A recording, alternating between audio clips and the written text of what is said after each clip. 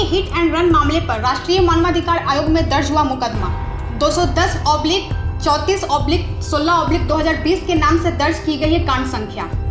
19 जनवरी को NHRC के पास की गई थी शिकायत, जिसमें पुलिस द्वारा बरती गई शिथिलता की हुई थी शिकायत।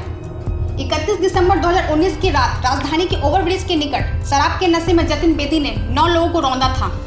राजधानी रांची के हिट एंड रन मामले में राष्ट्रीय मानवाधिकार आयोग ने मुकदमा दर्ज कर लिया है। 19 जनवरी को इसकी शिकायत NHRC के अध्यक्ष को की गई थी, जिसमें चूटिया थाना पुलिस द्वारा हिट एंड रन मामले में बरती गई शिथिलता और आरोपी को कुछ ही घंटों में छोड़ दिए जाने का उल्लेख किया गया था।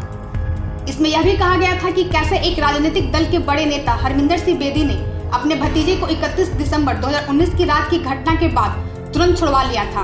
बताते चले कि घटना की रात चूटिया थाना प्रभारी रवि ठाकुर तेज रफ्तार कार चला रहे जतिन बेदी को घटना की रात ही 1 घंटे में अग्रिम जमानत दे दी थी। फोर्ड की इको स्पोर्ट कार जिसका नंबर JH01CV 2919 था। यह कार किसी जसपाल बेदी के नाम पर निबंधित है।